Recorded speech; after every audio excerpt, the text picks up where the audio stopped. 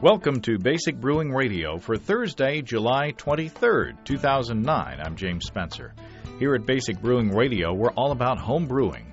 This week, more stuff recorded at the National Homebrewers Conference in Oakland, an experiment on decoction mashing from members of the Washington Homebrewers Association, or WAHA.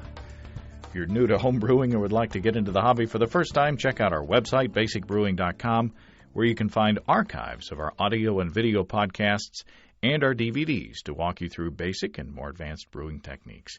And you can follow me on Twitter. My username is Basic Brewing, all one word. Also, you can find me on Facebook at facebook.com/basicbrewing.james. And we also have a Basic Brewing Radio and Basic Brewing video page on Facebook. And if you become a fan of the show there, I'll be sending out occasional notices when shows are posted. Thanks to everybody clicking on the Amazon.com associate link on our basicbrewing.com site. Whenever you think of Amazon, think of us and click on our associate link first. It won't cost you any extra, and you'll be helping us bring you this show and travel to places and get some stuff for you to listen to and watch. We appreciate your support. We also have associate links for Brew Your Own magazine and the American Homebrewers Association on our site as well. Before we get started, I want to mention a bunch of homebrewers who got together to make an awesome video that's been posted on YouTube. You may have seen it already. It's called I Am a Home Brewer, and it was a collaboration from members of homebrewtalk.com. I got some background from Dan Conley, who is also known as Sigafus on HBT and on Twitter. And Dan says the video was a collaboration, start to finish, from members of homebrewtalk.com. Chump Rock had the idea after seeing Greg Cook's I Am a Craft Brewer, which you may have seen as well. Then Cyberback Packer wrote the script. James N.W. needs a huge thanks for being the one to collect all the pieces and edit the video, shortly before his wedding, too. After the script was written, a bunch of people volunteered for shots, and while real life got in the way for a lot of people, as it tends to do, Dan says, there are a total of 22 homebrewers from 13 states in the video. I think it turned out fantastically, and I'm honored to have played a part, even if it was only in the filming and now a bit of PR, I guess, Dan says. So big kudos to those guys. Look for it on YouTube, and I'll post a link to it in the description of this episode on basicbrewingradio.com. And I've posted it on the Facebook page for this show as well. Outstanding effort, inspirational, and you may see some familiar faces on there. I sure did. I feel guilty for ignoring the mailbag again this week, but it's going to be another show with a lot of material, so I want to get right to it. You've heard Mark Emily's name on this podcast, along with the Washington Homebrewers Association, in talking about legislation pertaining to homebrew in that state. Well, before we went to Oakland, Mark emailed me and said that his club was conducting an experiment on whether decoction really made a difference in the character of beer. And he invited Steve Wilkes and me to take part in a tasting to see for ourselves. We did, but before the tasting, we attended a session with Michael Ferguson of BJ's on lagering. And a large part of Michael's presentation was on decoction. Michael is very pro-decoction. So, to get some insight on decoction mashing, we snagged Michael after his presentation. Michael, welcome back to Basic Brewing Radio. Oh, good to be here. I love this place. It's intimidating to talk to you because you've got a deeper, better voice than me. So, you know, as a I don't know. You have a pretty good voice there. Oh, well, thank you. Thank you. We don't know about Steve. He's a drummer, so, you know. I have a very deep voice. Excellent. Well, you're talking about doing lagers, and you spend a lot of time on decoction. Absolutely. And you're a fan of decoction. I am indeed. But what are the pros and the cons of decoction? And there are some that are shared. Oh, no, there's some that are shared. There's no doubt. Let me start with the cons because a lot of people are put off by the cons. One of them is that it's difficult. It takes a long time. It uses a lot of energy, a lot more energy than doing a step infusion or using malts that you could, crystal malts that you could emulate with. There's the tannin production that's that requires even longer lagering, and that's kind of a pain for most brewers. That's more energy on the back end. You've got the possibility of scorching. All right, and believe me, I've had beers that were scorched, and it's just an awful flavor. It also, if you don't do the final decoction right, if you're doing a triple decoction or any of the decoctions, if you use it on the last saccharification rest, you could overproduce the starch. You could muddy up your thing and lock your runoff and pretty much destroy the beer. So there's plenty of those, and it darkens the beer. Some people are trying to make lighter beers. They don't want their beer darkened. But I find that as a plus, because the beers that I'm going to use multiple decoctions on, like if I'm going to just make a Kolsch or a Pilsner, like the light Pilsner, I'm going to do a single decoction. All right, I just want to explode some starches, get a little bit more of the benefits of the clarity and the protein reduction and the breaking up of the starches, and give myself a better chance at getting a little bit of a better golden color and some maltiness, in a beer that's basically dry. But if I'm going to be doing a Oktoberfest or a Märzen, a Bock beer, now I'm going to make these two decoctions. They're going to be 30-minute boils on these decoctions, and I'm going to get a lot of kettle caramelization in this stuff. I'm going to get a lot of more maltiness. I'm going to get a lot more color. I'm going to explode a lot of starches. I'm going to get a lot more enzymatic reaction when I mix it back to the rest of the mash. And this is going to give me a number of things. One, it's going to make a stronger beer for me on one side, and it's going to leave me a very great malt and caramel character that you have to use other grains for, specialty grains for. I've actually, at one point, I actually eliminated the use of my caramel wheat in the production of my Oktoberfest, which was the original Gordon Biersch recipe. But when I went on my own, I actually eliminated the 30 to 37 EBC just by doing a double decoction on the Märzen, and it worked. And people were actually. It was a little tiny bit lighter, but people just loved the flavor so much better, and it didn't degrade later. So the darkening is one of those that's a con and a pro. And a con, and the same thing with tannin production, because if you intend to do a long lager anyway, you're going to have more of the benefits of the tannin production, because the tannins are going to precipitate out at the end of a long lagering. And if you don't use a long lagering, then you probably shouldn't have been doing a decoction to begin with. Okay. So that's just one of those things. Really, it's a historical thing, and I don't expect people to use it all the time on every beer. All right. If you're making an ale, there's just no sense to it. You do your single-step infusion, you move on. But if you want to try something exciting and something daring, and there are testable results, but does it come through on the palate? I think it does. And I think what you're going to get is you're going to get mouthfeel. You're going to get a better clarity. If you don't filter it, you're going to get a better clarity in both the pre-boil wort and the post-boil wort. You're going to get a better precipitation of trub, and so this is all during the process. So it helps in the process, no doubt. But the end product, I think, it's going to be a little bit more. You're going to have the darkness, the maltiness, and the caramelness, and probably a slightly higher alcohol from the decocted one. And you don't have to have a fancy system to good decoction. Right. I myself have a pale ale system with the two plastic buckets, the two glass carboys, and then two stainless steel pots. One's a 7-gallon stainless steel pot, one's a 5-gallon stainless steel pot. The 5-gallon stainless steel pot's for decoction. All right, I go in there. Now, one of the things that can minimize your scorching is by using equipment. I've got a Black & Decker drill that I put a paint mixer on. I take that paint mixer, I drape it with the copper chain that you could buy at Home Depot, right? And that'll give me that whole copper ion thing that they say enhances beer, but there's no real proof of that either. And and you put that in, you put it on low, and you let that turn while it's stirring. Your hand gets a little bit warm, but other than that, it keeps that mash from scorching on the bottom. So it's a good idea to do that way. And is that the key to a good decoction, is keeping it moving, keeping it from scorching? It's got to keep moving, because if you don't keep it moving, it's going to scorch.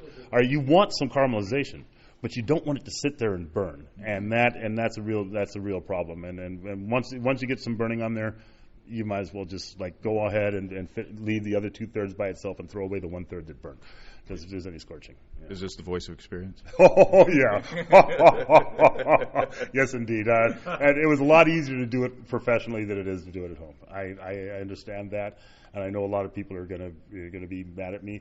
But they should start with baby steps. They should do 15-minute decoctions on small beers instead of doing half-hour decoctions. Just enough to get the hang of it, just enough to make sure it doesn't burn. And don't use so thick of a mash at the beginning until you get used to it. You use a thinner mash.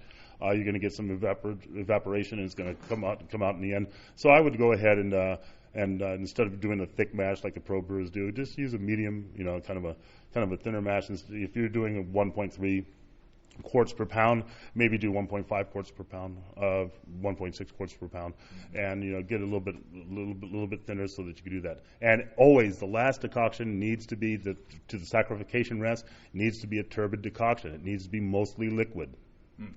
And why is that?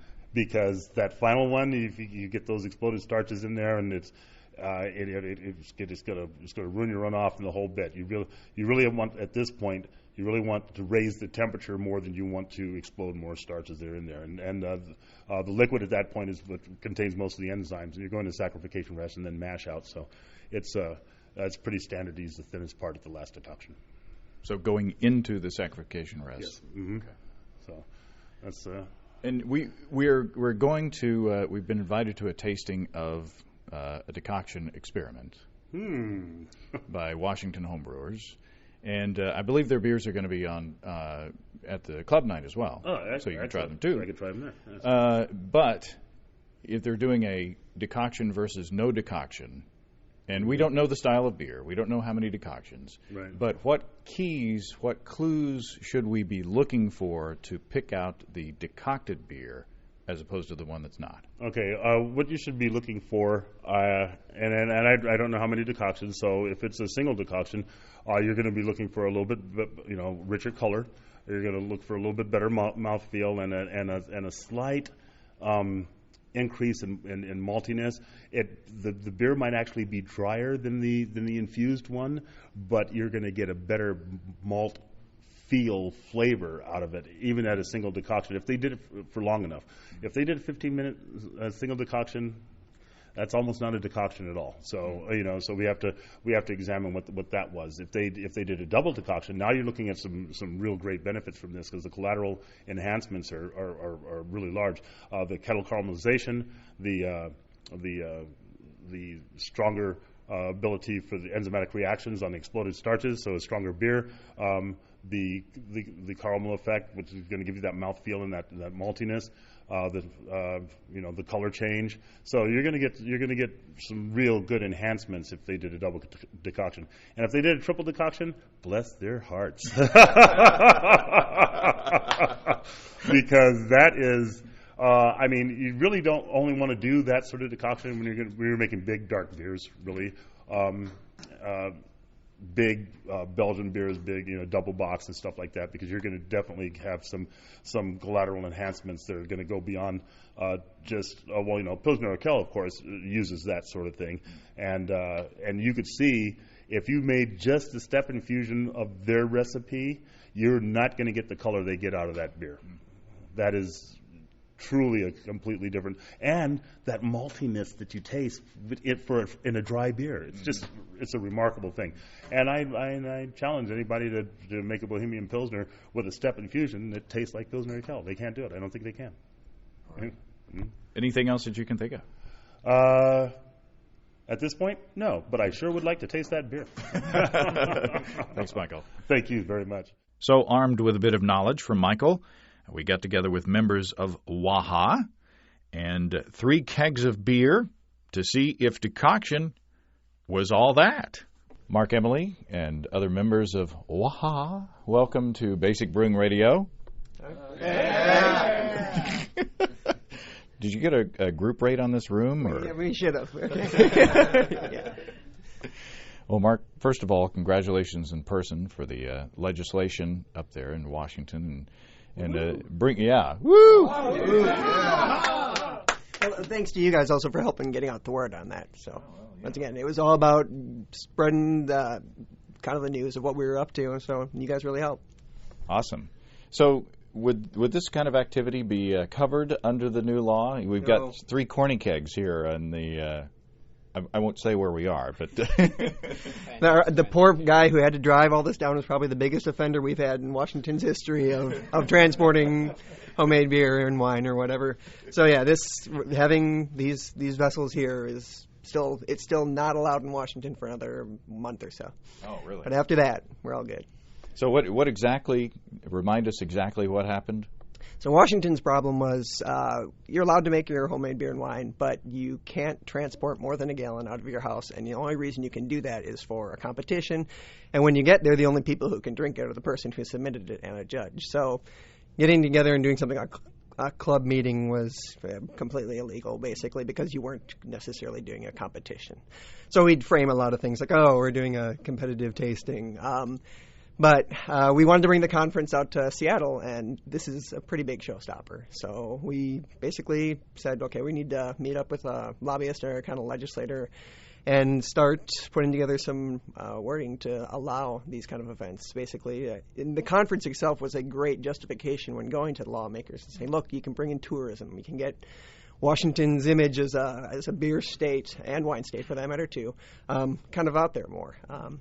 And that kind of helped seal the deal for a bunch of them. So what do you think in year after next? We're thinking 2 or 3 years. I think 2012 is what we're going to be shooting for. Oh, cool. Awesome. Well, we want to go to Seattle, don't we, Steve? We do, except for 2012. I think it's all over with. There's some rumors about that.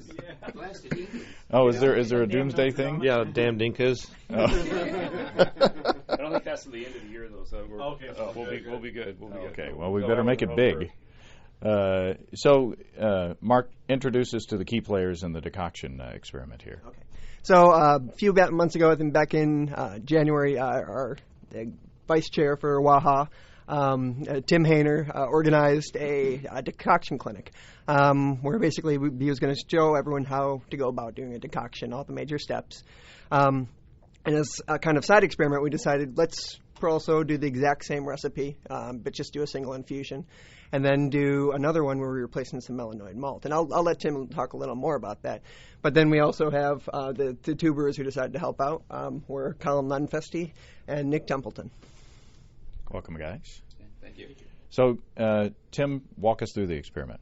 Well, what we did was just kind of what Mark started describing there, but we talked a lot amongst ourselves, and Mark's a habitual non-believer in decoction, so I took it as a challenge to see if squarely in that. Yeah, and Nick too. He's a non-believer. They're both going to homebrewers hell, by the way, because they don't believe. And Mark and I'll be drinking good non-decocted beer while we're there. That's right. I'm just trying to save their homebrewing souls. By the way, Decoction Clinic sounds like a place that you would get penicillin. So. Yeah, penicillin doesn't help. Sorry.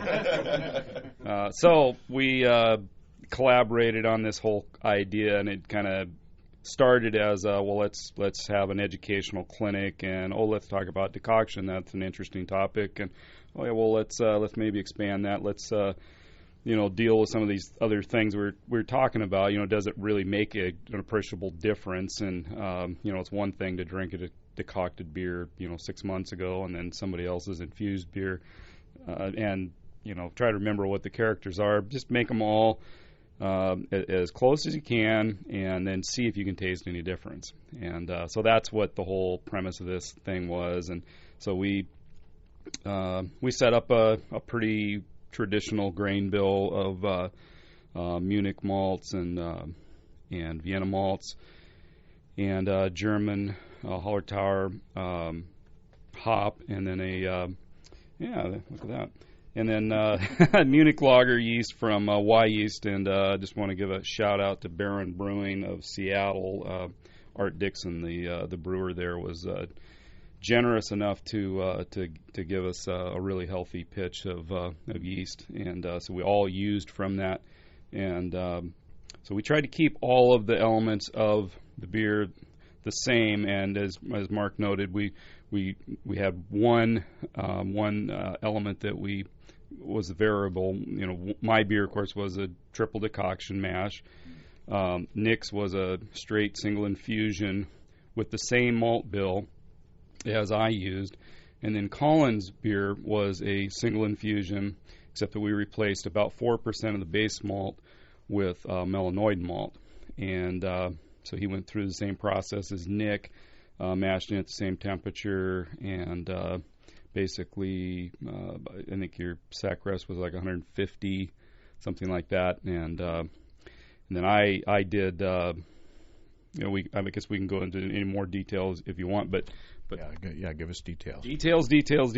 All right, so in the decoction mash, we started out with an acid rest at 95 degrees, and then heated to, I think, 156, 158 degrees, rested for 15-20 minutes, boiled for 10 minutes, and then reincorporated that into the mash tun, let that sit for 20 minutes, second pull, same thing. Now, let me back up just a second.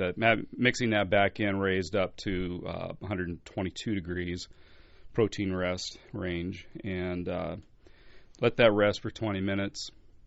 Made the second pull, and same process, heat up to 156, 158, boil for 10 minutes, or rest for about 10 minutes, and then boil for 10 minutes.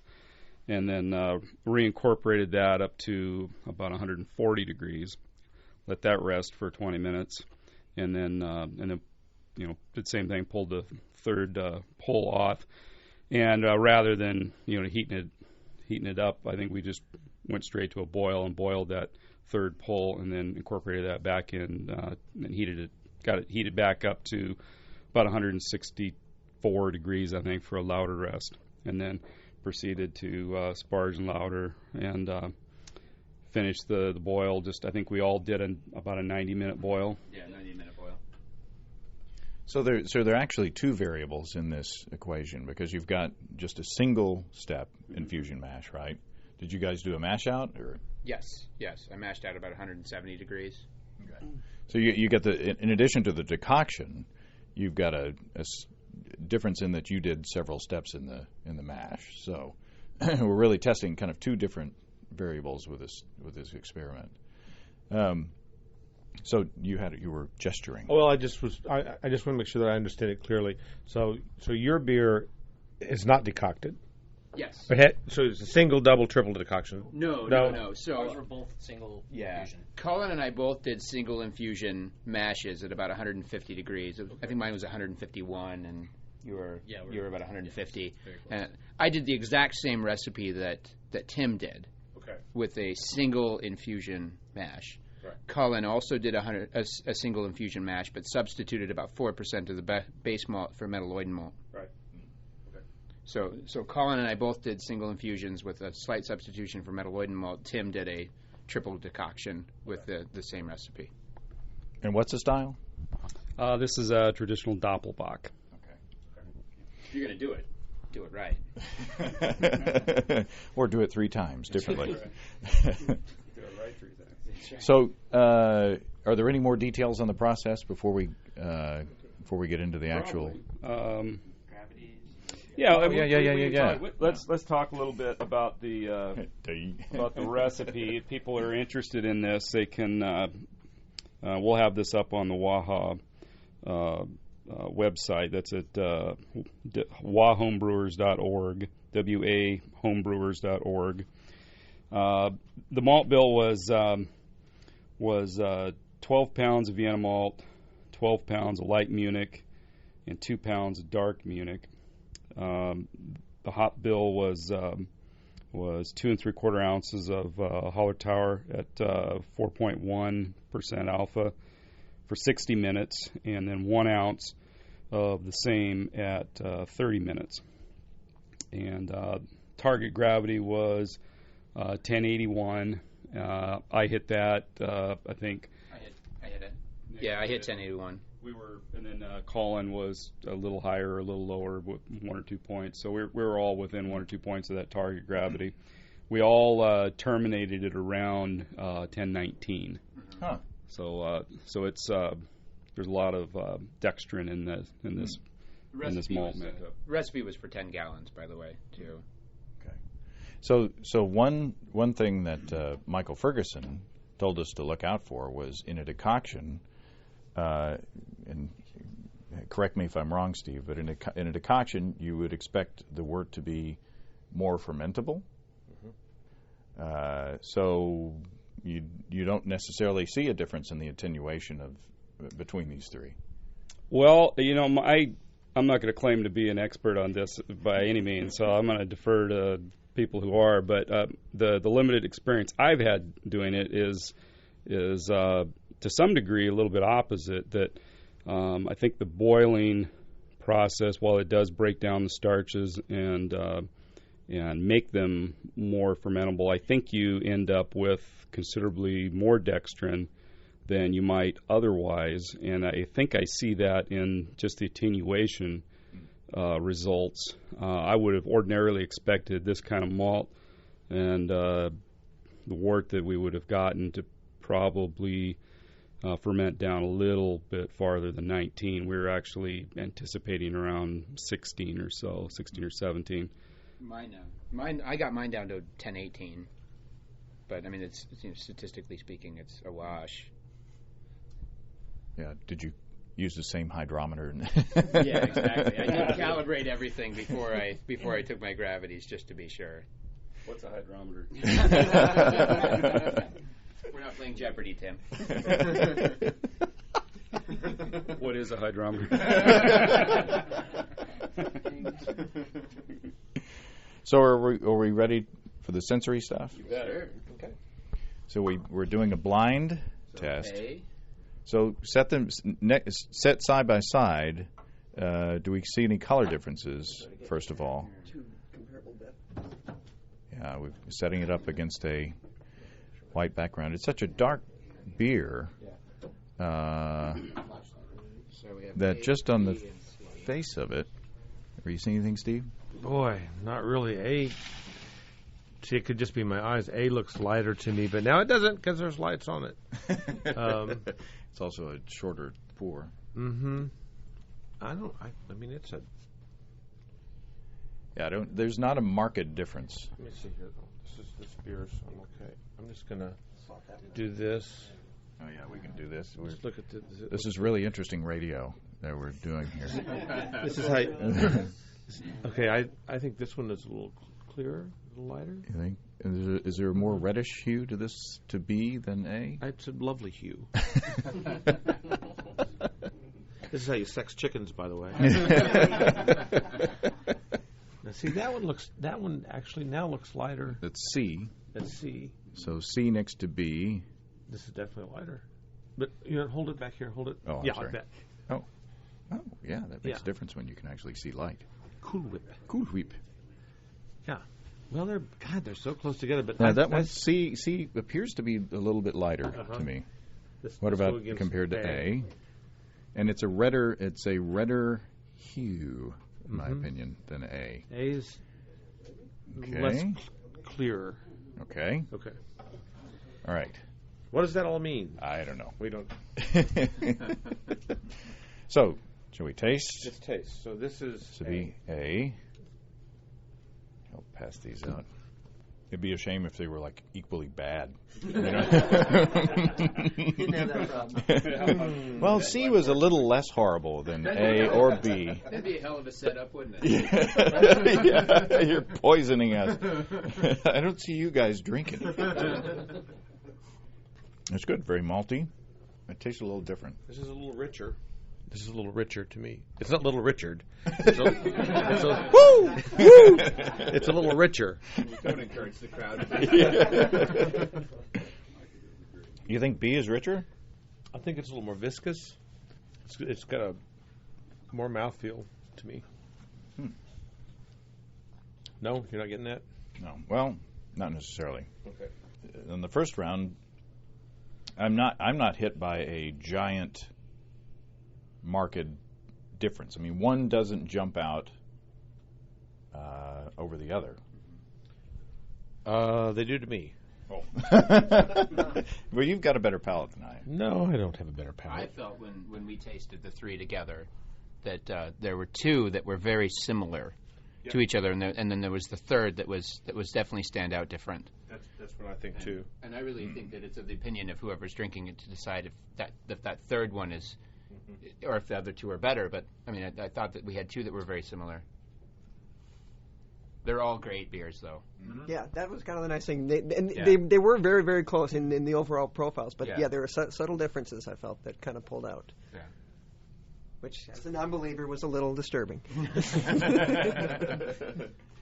Well, I think I will take my guess as to which is the triple decoction, but I'm not ready to say it yet. But I think I've made up my mind. By the time that Tim was wrapping or getting to his boil, Nick was cleaning. Yeah, I had beer in the fermenter, and I was, kicking back in a lawn chair, smoking a cigar, and Tim was just finishing his third decoction.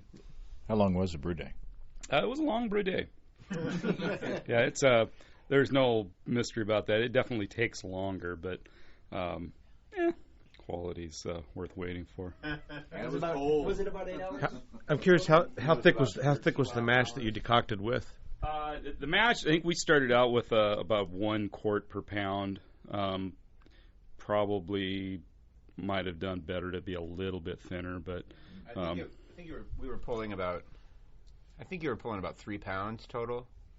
No, we were pulling more than that. Was it? 26 pounds, we were pulling around 35% to 40% or more. So it's a pretty significant amount, and you lose a lot of moisture in the boiling.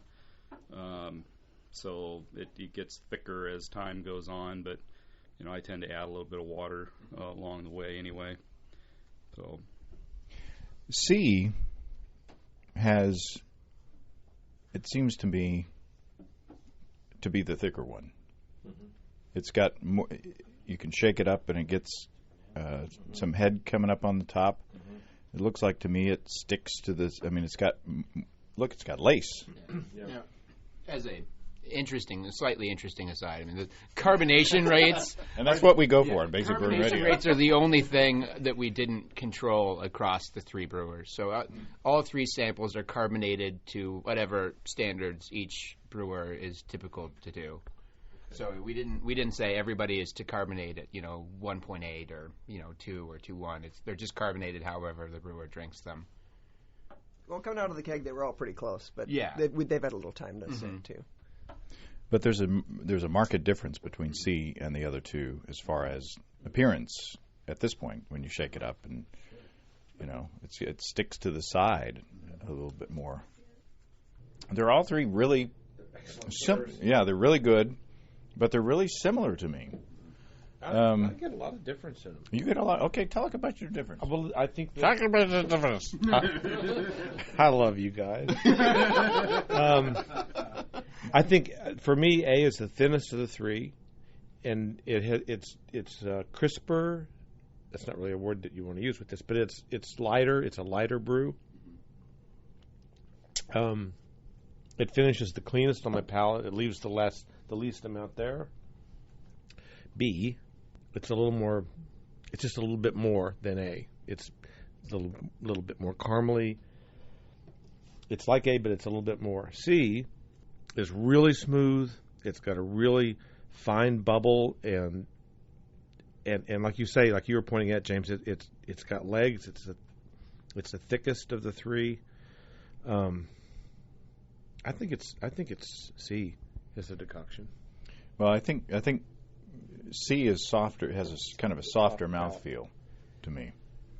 So I'm not ready for you guys to announce to us which one it is, but that's what I thought the second I tasted it. Huh. So well, I think I mean, as far as the flavor differences go, I don't pick up a whole lot. To me, C seems to be the most sophisticated of the 3. It seems like it's the most rounded out, and I don't know why I think that's what I'm looking for, but that's what I'm finding here, and that's so my romantic pick is 3. Bachelorette number Z. In our tasting, when the 4 of us, the 3 brewers and Mark got together to taste all 3, that was our biggest observation of the 3, as well as how strikingly similar they were to each other. But there's something a little, in my opinion, there's something a little extra in the mouthfeel of C that sets it apart from A and B.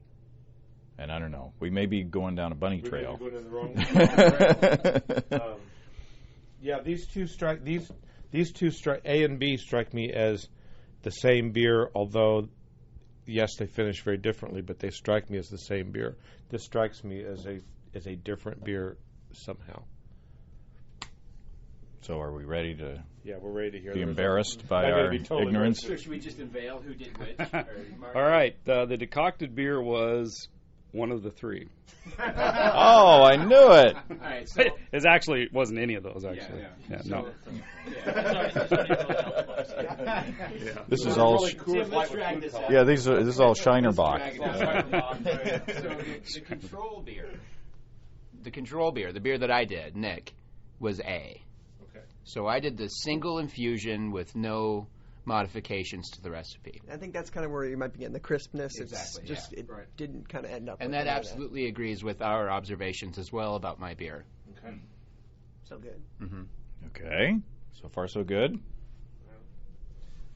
My beer was C, which is the melanoidin malt, the 4% melanoidin malt. So that's what softened it down. Exactly. Yep. And so B is the decoction. Huh. Add a little more. I mean, you got a little more of the character coming through. But I agree with you what you originally said about the richness of the beer, too. I think it added a lot of richness. Well, it tells me that I don't know what the hell I'm looking for when I'm looking for decoction. But I still contend that there's something more to these two beers have more in common than C. There's something this beer to me is substantially different. And so I would say, I guess what I would draw from it, from my palate, is that the change in the malt made more difference than the decoction, though it definitely made a difference to me. These are definitely two different. I mean, this is a richer version of this. When the four of us got together and tasted it, our observations were quite a bit different. We found that Colin and I's beers were fairly similar, although Colin's definitely had the richness that you were talking about in your observations, and that Tim's beer stood out as the different of the three. Okay.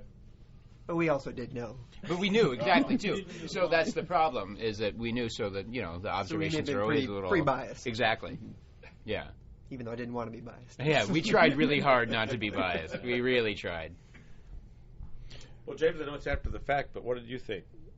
Well, I knew it was B all along.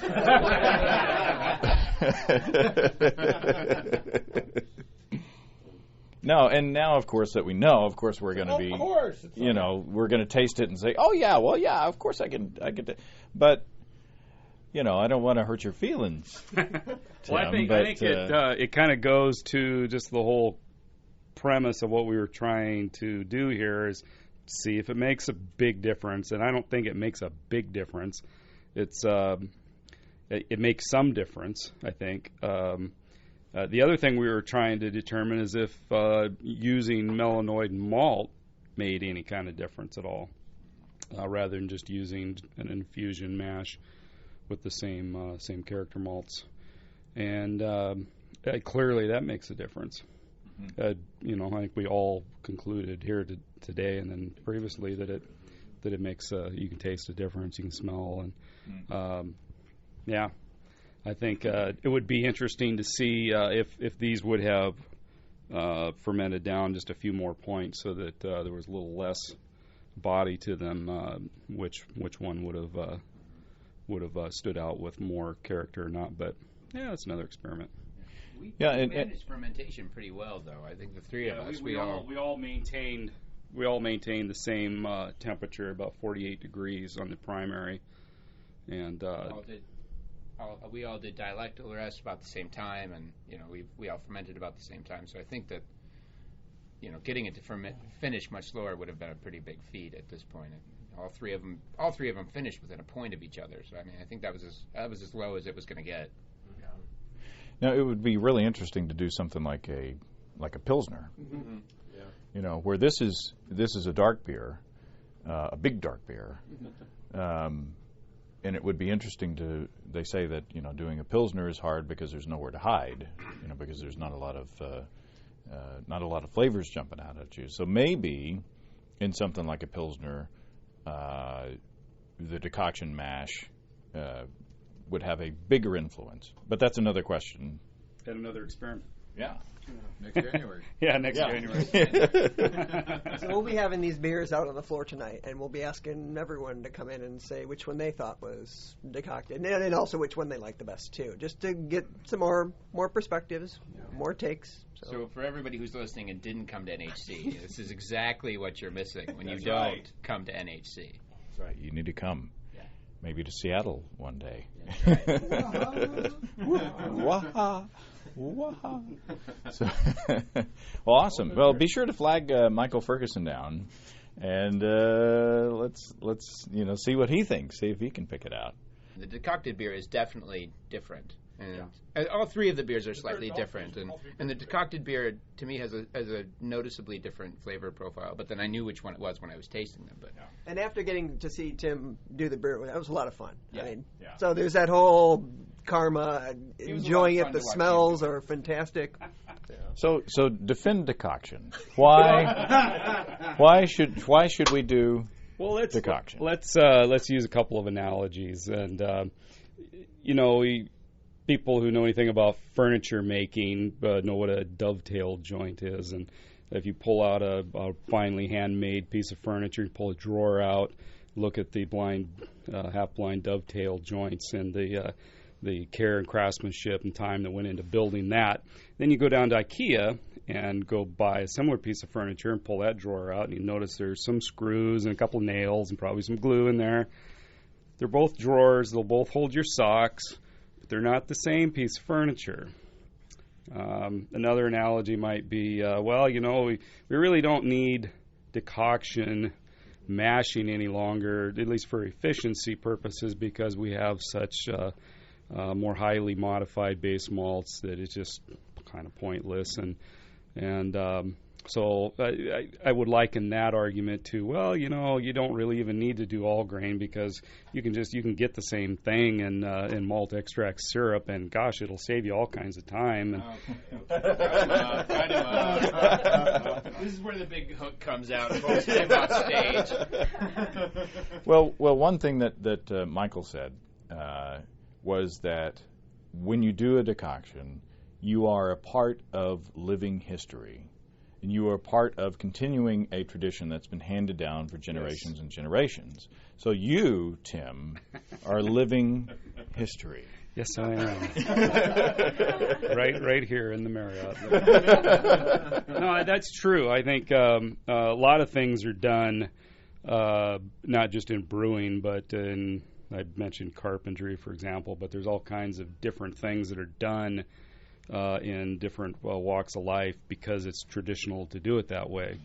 And I think there's something to be said for that. It says something about your willingness to put time and energy into a process and not necessarily go the quickest, shortest, most cost-effective route. I think a lot of other breweries out locally here, for example, make some fantastic beers that are not very cost-effective to make. I'm thinking of like Russian River, for example, and Lost Abbey and guys like that put a lot into their barrel projects. And The wood tanks that Dogfish Head has been building, I mean, those are ridiculously expensive. And Certainly. They do only because it's a good beer. Mm-hmm. So I'm sure you can buy an extract or a powder or something you can throw into that and get. Yeah, you can get the same thing. No, I don't think you can. I think it's. I think there's something to the process and the tradition, and just immersing yourself in that feels good. Yeah. I think that all of us. I mean, I know I've done decoction brewings before, and Mark is a heathen through and through. And cheesehead. And I have to agree with Tim.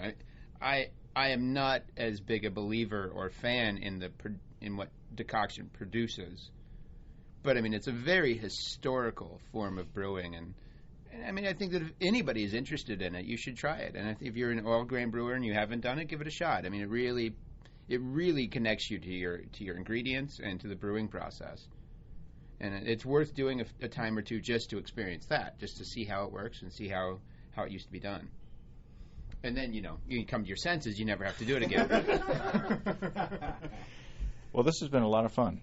And I appreciate your inviting us to take part. And I'll be interested to see what you guys come up with on the floor of Club Night. Us too. Well, thanks so much for having us on. Really appreciate it. Yeah. All right. Thanks, everybody. Thank you, guys. Thank you.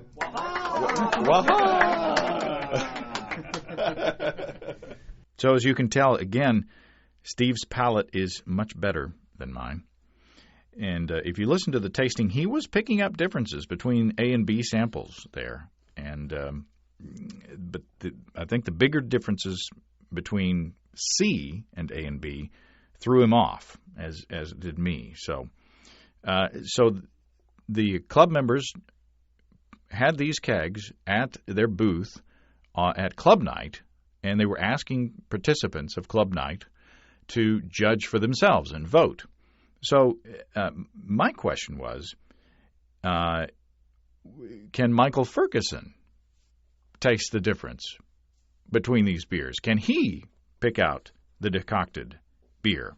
So on the floor of Club Night, we found Michael, and we directed him to the samples at the WAHA booth. And after Michael had a chance to judge for himself, we pulled him aside. Okay, so Michael, you had a chance to check it out. I did. And I blew it, but what was your take on these three beers? Okay, well, first of all, the A was obviously not it. So, and, as soon as I got it, I wrote on the back of the card, I don't think so. Yeah. And then I tried the B, and the B was like, this is good. All right, and I looked at it, and I saw that it had a very good clarity. Then I tried the C, and the C had this approaching a decoction style, but it still didn't have the kettle caramelization and the mouthfeel that you get from decoction. And even though it was clearer than A, it wasn't as clear as B. All right, and these are all points I made in my talk, okay? Yep. And the full-bodiedness of B was just, I mean, it was obviously the one, so I'm glad I made it through that. Now, see, I was going on they tricked me with the melanoid. They tricked me because I got the roundness and the smoothness from that, and I thought, okay, this is so different. This is the one that it has to be, but I was wrong. Yeah, because if you notice, first of all, there was two factors you didn't get. You didn't get that decoction bite. Right. All right. Even though you use the melanoidin, it doesn't have the almost scorched thing that decoction gives you, all right? And so you had the bite, you had that big full body, and you had a little bit more of an alcohol taste in that one too. So I mean, I think all those points are part of the pros, versus the cons when doing a decoction. And thank goodness I was successful. So I'm glad they did that. That's the first time I've been to one of these where somebody's done that. I think it's proof positive. I'm hoping that more people go over there and take the challenge, and I hope they get it right. But the C is going to throw a lot of people off. Dang sure threw me off. It's the melanoidin is a good replacement for decoction, but it doesn't actually replace decoction. Well, after they told us and told me, and then I went back and retasted it. Of course, it's 2020, but it's hindsight. But I went, okay, I see where I went astray with this. Yeah, and that's the middle one was definitely it had body, it had mouthfeel, it had a lingering flavor, and of course that bite is almost an astringency that you get from the decoction. All right, so, and I don't know how long they let it lager, but a lot of that will come out the longer you let it lager, and that's one of the things that's usually due to the tannins that you're getting from the husk. So the more you let it lager, the more of that comes out. So I think they must have lagered them all the same amount of time. That would assume that was the case. So it's a good test. I hope. I'd like to see what most of the people voted for when they do that. So that's great. Yeah. Thanks, Mike. No, thank you, guys. So Michael was able to pick out the decocted sample, which proves a couple of things: that he knows what to look for in a decocted beer, knows what he's talking about, and he has a very well-defined palate. So kudos to Michael, and many thanks to him for taking time to play with us and taking the risk of appearing like he didn't know what he was talking about, but he did. So all is well. But what about the general public? What about the other participants, the other attendees there at Club Night? What were the results from the voting from the rest of the conference participants at the booth? Well, here's what Mark Emily reports. In terms of which beer people thought was decocted, 46% picked the decocted beer. 40% picked the single infusion mash with the 4% melanoidin, and 14% picked the single infusion mash. So, 46% were able to actually pick out the decocted beer. But what did people like the best? In terms of which beer people liked the best, first place went to the decocted beer. Second place went to the single infusion mash with 4% melanoidin. And third place went to the single infusion mash. So, Mark says, so both Tim and I were happy. Tim was happy that despite people's inability to decisively guess which one was decocted, they still liked the decocted one better for intrinsics. And Mark says, I was happy because I can keep using melanoidin and still get pretty close, and have time to brew another beer. So does decoction make a difference? Well, try it yourself and see. By the way, the WAHA group also had 2 espresso machines hooked up at their booth with the heating elements disabled, of course, and they were using them to infuse their beers with coffee and with fresh hops. Pretty cool. I got some footage of that, and I'm going to try to put that in the video episode on Club Night. So there you go. That's it. Thanks again to members of WAHA and to Michael Ferguson. Awesome stuff. It's a lot of fun. Remember, we've got our Brewer's Logbook and our new Basic Winemaking Introduction to Wine Kits DVD out there on our online store. If you have brewing questions, show suggestions, or just want to say howdy, write to james@basicbrewing.com, or just fill out the contact form on basicbrewing.com, and please don't forget to tell us where you're from. You can check out our other DVDs on our site as well, Low-Tech Lagering and Decoction Mashing, Stepping into All Grain, and Introduction to Extract Home Brewing. We've got combo deals on our site if you want to save a couple of bucks. And you can see a listing of the fine folks across the country who sell our DVDs on basicbrewing.com. And if there isn't a vendor in your area, you can order it online in our online shop at basicbrewingshop.com. We've also got shirts for you with 6 different colors to choose from.